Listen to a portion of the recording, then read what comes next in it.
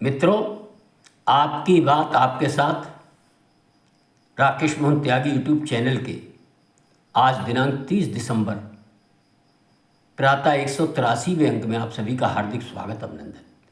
मित्रों, जैसा कि हम सबको पता ही कि ये वर्ष 2024 अब अंतिम बेला में और विगत पिछले वर्ष में को अगर चुनाव का वर्ष कहा जाए तो कोई अतिशयोक्ति नहीं होगी। लोकसभा चुनाव हुए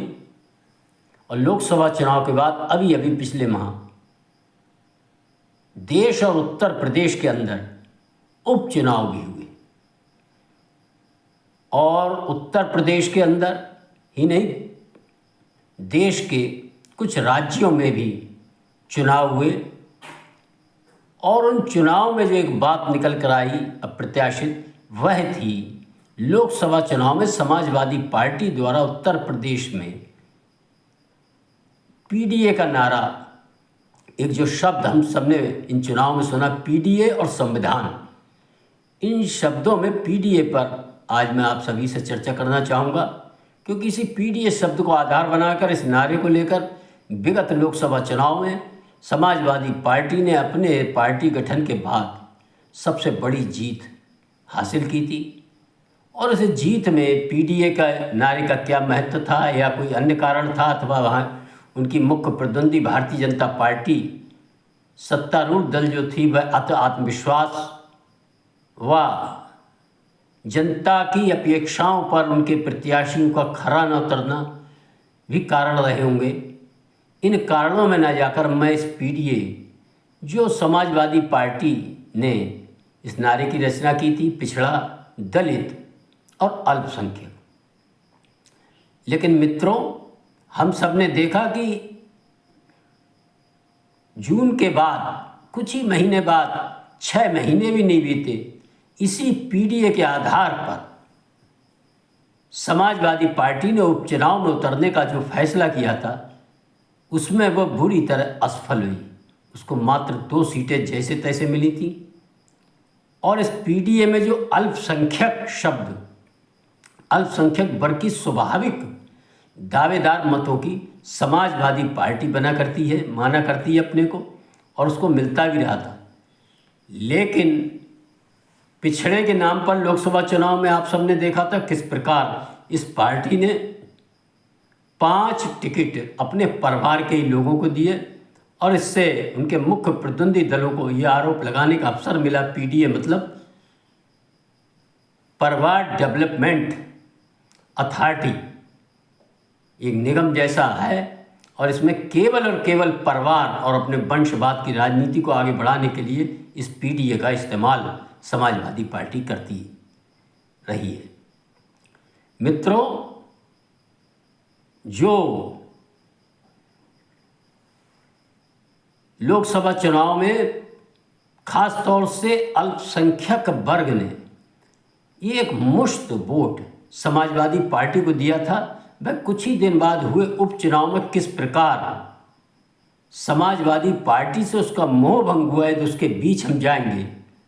तो निश्चित ही अल्पसंख्यक वर्ग के अंदर जो पसमानदा वर्ग व अशराफ वर्ग, 2 प्रमुख वर्ग हुआ करते हैं, कहीं ना कहीं उनमें भी अपनी राजनीतिक महत्वाकांक्षा के आधार पर जो 85% पसमानदा वर्ग होता है, वह बहुत दिनों से समाजवादी पार्टी की इस नीति से अंदर ही अंदर कहीं ना कहीं कुछ बेचैनी अनुभव कर रहा था कि वोट उसका और राज्य अशराफ वर्ग का होता था और उसको केवल एक वोटर के तौर पर उसका उपयोग कर, उसका इस्तेमाल कर, उसको दूध की मक्खी की तरह राजनीति से बाहर कर दिया जाता था। वह जो उसके अंदर घुटन थी, पीड़ा थी, आप सबने देखा इस उपचुनाव के अंदर एक मुश्त तरीके से किस तरह से बहुत बड़ी संख्या में पीडीए का जो ए शब्द अल्पसंख्यक था, वह किस तरह से समाजवादी पार्टी को छोड़कर समाजवादी पार्टी की मुख्य प्रतिद्वंदी भारतीय जनता पार्टी, सत्तारूढ़ पार्टी, उसके साथ घोषणा पूर्वक जो उसने जुड़ने का ऐतिहासिक निर्णय लिया था और इस कारण समाजवादी पार्टी जिन सीटों को अपनी बपौती मानती थी, वह चाहे कुंदरकी हो व अन्य पूर्वांचल की सीटें हों, भारतीय जनता पार्टी ने इतने शानदार तरीके से जीती। इससे ये पता चलता है कि समाजवादी पार्टी की पीडीए में कुछ ठीक ठाक नहीं चल रहा है। आने वाले समय में इस पीडीए को आधार बनाकर जो राजनीति का जो रास्ता समाजवादी पार्टी व अखिलेश यादव तय करने जा रहे थे, उनको निश्चित ही सोचने पर मजबूर होना पड़ेगा। अब केवल नारा लगाने से काम नहीं चलने वाला कि आपने पिछड़ों के नाम पर अपने परिवार को आगे बढ़ाने का काम किया, पिछड़ों के नाम पर एक जाति विशेष को आगे बढ़ाने का आप लगातार काम कर रहे हैं, और उस जाति विशेष में भी महत्वपूर्ण पदों पर और टिकट बंटवारे में अपने परिवार को ही आगे बढ़ाने का काम कर रहे हैं। और इसी प्रकार अल्पसंख्यक वर्ग में, मुस्लिम वर्ग में आप केवल और केवल अशराफ व तुर्क समाज वर्ग के लोगों को 85% पसमानदा समाज के वोटरों पर लाद कर अपनी राजनीतिक रोटियां सेकने का काम कर रहे हैं। आने वाले समय में इस प्रकार के कार्य नहीं चल पाएंगे मित्रों। और इसी पीडीए शब्द को लेकर भारतीय जनता पार्टी ने भी संगठनात्मक चुनाव में इस शब्द के आधार को एक नया आयाम देते हुए, पी मतलब पिछड़ा, अति पिछड़ा, दलित, जो कि पूर्व के चुनाव से भी भारतीय जनता पार्टी के साथ थे लंबे समय से, और ए का मतलब आधी आबादी। आधी आबादी महिलाओं को राजनीति में स्थापित करने का अपने संगठनात्मक चुनाव में ये निर्णय लिया है। से आने वाले समय में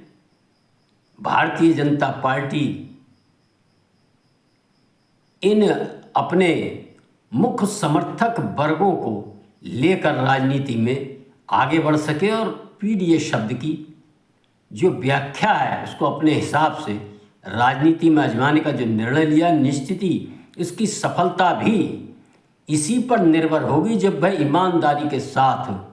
अपने संगठनात्मक चुनाव में 33% महिलाओं को पद और अति पिछड़ा दलितों को देने के रास्ते पर कितना आगे बढ़ पाती है, कितनी सफल हो पाती है। आने वाले समय में ये हम सब देखेंगे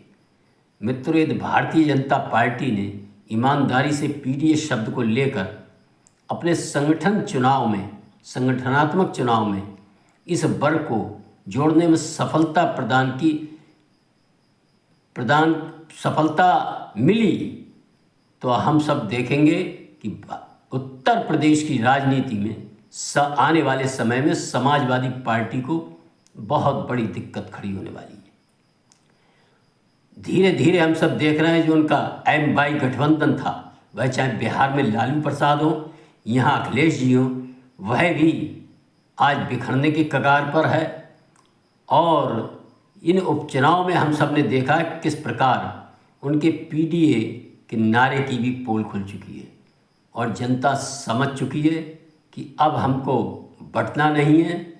कटना नहीं है और मिटना नहीं है। आने वाले चुनाव इन्हीं आधारों पर होने वाले हैं। आगामी वर्ष नववर्ष में व आने वाले समय में हम सब देखेंगे।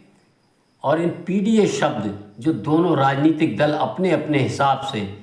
इनको लेकर चल रहे हैं, इनमें कौन कितना सफल होता है। मित्रों,